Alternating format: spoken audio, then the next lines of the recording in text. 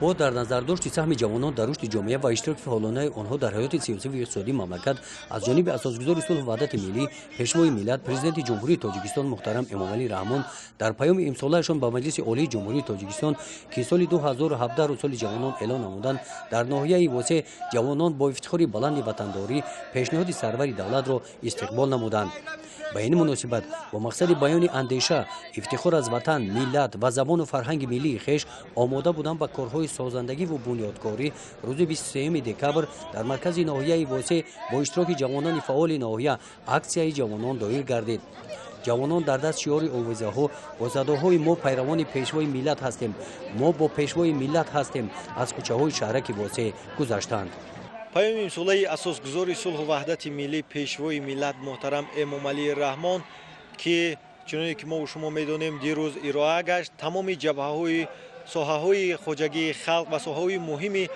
جمهوری تاجیکستان را در بر می‌گرفت. برای ما جوانان یکی از مسائل مهم که با تشبوس اساسگزار صلح و وحدت ملی پیشوای ملت محترم امامعلی رحمان ضمن پیام ارائه گردید، این سال 2017 را همچون سال جوانان اعلان کردن است. واقعا این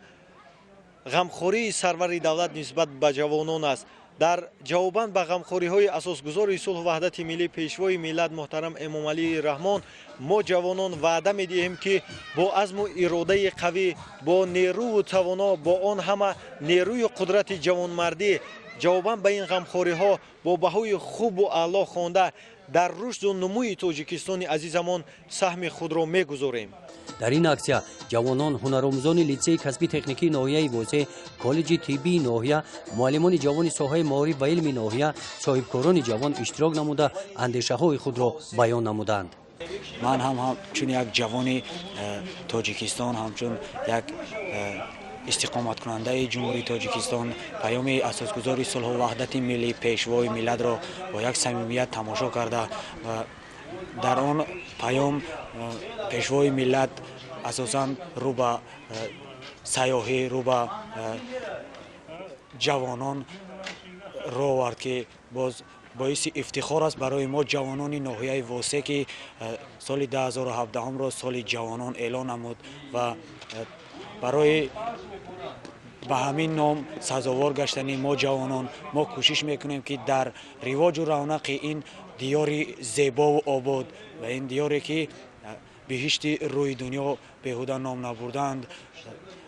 کوشش و به خرج دهیم که برای آبادی این سهم خود را گذاشته باشیم. و ما همچون جوان تنها در آخر سخن همین را گفتنیم که ما جوانان وطن سازنده ایم،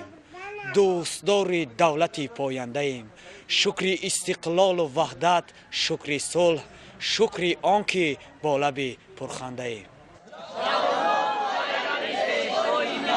ما با شما پیشوای ملت.